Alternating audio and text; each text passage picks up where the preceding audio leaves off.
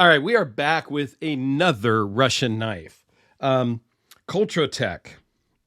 Most of the ones I've gotten have been from Alex, my buddy over at the Watch and Cut channel. This one came to me from NAF, and it's not an unboxing. I already did the unboxing, but the packaging is so cool that I just wanted to show it again in case you didn't watch the actual unboxing. So it comes with a card. This is their silver line. They have a couple of different model or lines of knives. This is the silver line, and it has information about it, which even the written English part is hard to read. So yeah, but it's basically a brand new knife, September of 22, and I'm filming in January of 23.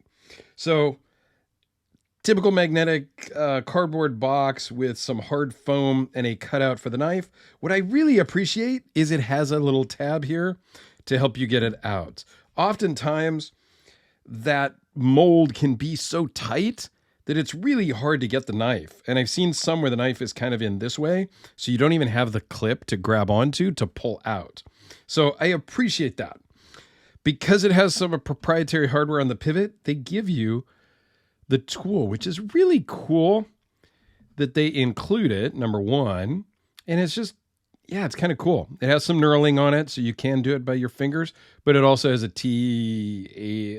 don't know, it's a T10 maybe, so that you can, not even a T, sorry, it's a hex, that you can then use to get some torque on it. And it does have a T6 or a T8 over here as the body screw.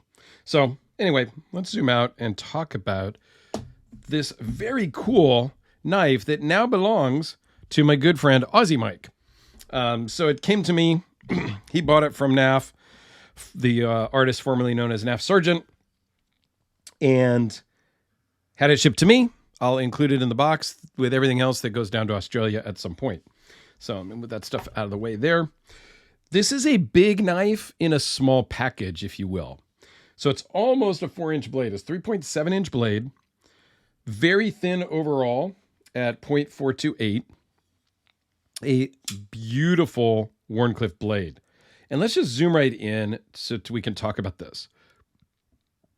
LMAX blade with kind of a heavy, like a stonewash on the whole thing, but it's kind of a mirrored stonewash on the bevel and more of a satin on the flat. So it just gives it some contrast and just looks really great, especially now that I've got some smudges on it. That proprietary pivot, which we talked about, which I'm okay with. I'm totally okay with it, especially when they give you the tool.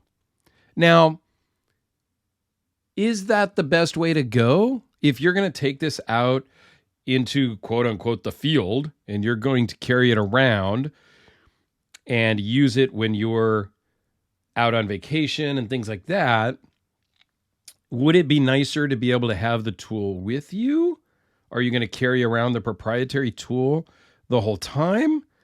Okay, we can talk about that. We'll touch on the 63.5 Rockwell hardness, plus or minus 0.5.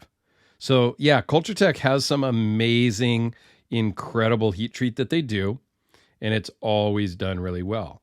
I love the milling all throughout, the kind of skeletonized pocket clip. There's a bunch of internal milling as well. And I'm going to put a picture up on the screen that I stole from NAF Sargent's video. Whatever. I'm going to tell him before I air this. He did disassemble this, and there's a couple of key things I wanted to talk about in the disassembly. There is internal milling, which you probably are not going to really appreciate here in this video. But yes, some big, huge milled pockets, and they're not just blank pockets. They also have their own milling inside. It's just that attention to detail that you don't get a lot of times. So up here is a picture of it with it taken apart so that you can see the insides of both the lock side and the show side that I stole from NAF. Thank you, sir. The other thing to talk about here, it does run on bearings, but they're not your traditional bearings. They're a cartridge bearing. And here's another picture of the cartridge bearing, also from NAF's channel. I may try to find another just image of a cartridge bearing online and throw up here as well. But a lot of the fidget spinners will have a sealed bearing. A lot of vehicles use a sealed bearing in the wheel hubs and things like that. So you're not actually packing grease into a wheel bearing hub. It's a sealed disc with the bearings sealed inside. I was most familiar with them from back in hockey days when my oldest boy started playing hockey at 6 years old. And we played roller hockey and ice hockey throughout the years. And we would change the bearings in the rollerblade wheels. And they were different speeds, ABEC 6, ABEC 7, ABEC 9, ABEC 5s. And each of them spun a little faster. So as he got more talented, we got faster bearings. As he got better, things like that. A lot of the fidget spinners or the tops of the drivers will have a cartridge bearing. So I think you know what I'm talking about. Hopefully the pictures and stuff helped. I am also going to put a link down below to NAF's disassembly video or up in the corner because, I'm here to promote everybody. Let's talk about the specs. It's 4 and 15/16 closed. It's just a hair under 5 inches. 8 and 5/8 overall, 3.7 inch blade with a 3.63 cutting edge because it does have this nice little finger choil built into the blade and handle.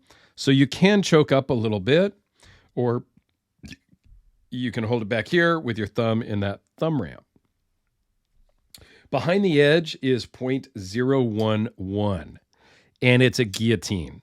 So you want to make sure that your hand, your finger, your thumb, everything is out of the way.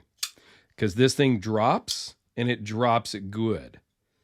It's very much like this North Arms Skaha. But this Skaha blade is just lighter. So it's not quite as damaging, if you will. And this is much sharper. Like CultroTech sharpness is amazing. Okay. Blade thickness is 0.155. The Elmex steel weighs in at 4.4 ounces. And it runs on that cartridge bearing. So you saw me misfire it there. This is very susceptible to lock bar pressure. That's one of the reasons why I am more leaning towards liner locks or a bolster lock so that you can't put pressure on the lock bar. Here, if you just pick it up, here's where I would normally just land. My finger's kind of here on the lock bar. It's going to fire most of the time. However, if you just hit it right, it's not going to be a good day because it's a very uncomfortable flipper tab when you get it wrong. When you get it right, it's almost effortless. It's really funny. If I put my fingers completely off of the lock bar, I come in just at the top. It's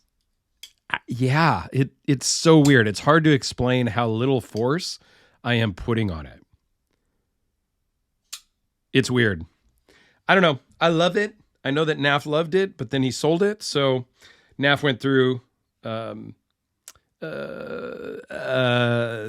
selling phase because he's buying a grinder and he is turning into knife maker extraordinaire, if you will. Here's the Kubi.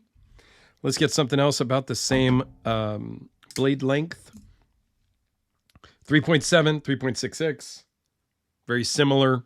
I don't know. CultroTech is just awesome. I know it's one of Alex's favorite companies.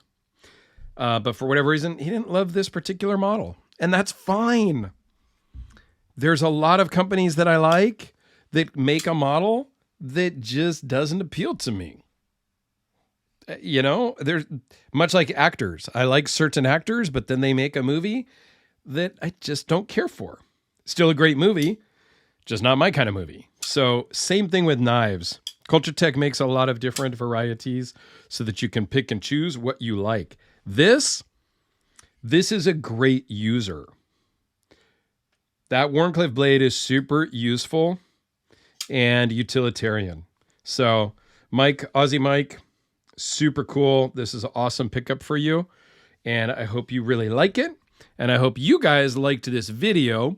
Please go check out NAF Sergeant's video, NAF's video. I'll put a link up in the corner of his disassembly video and maybe his normal video, if I can find that also. Just, you know, so you get a different perspective on the same knife. Thanks, guys. Have a great day.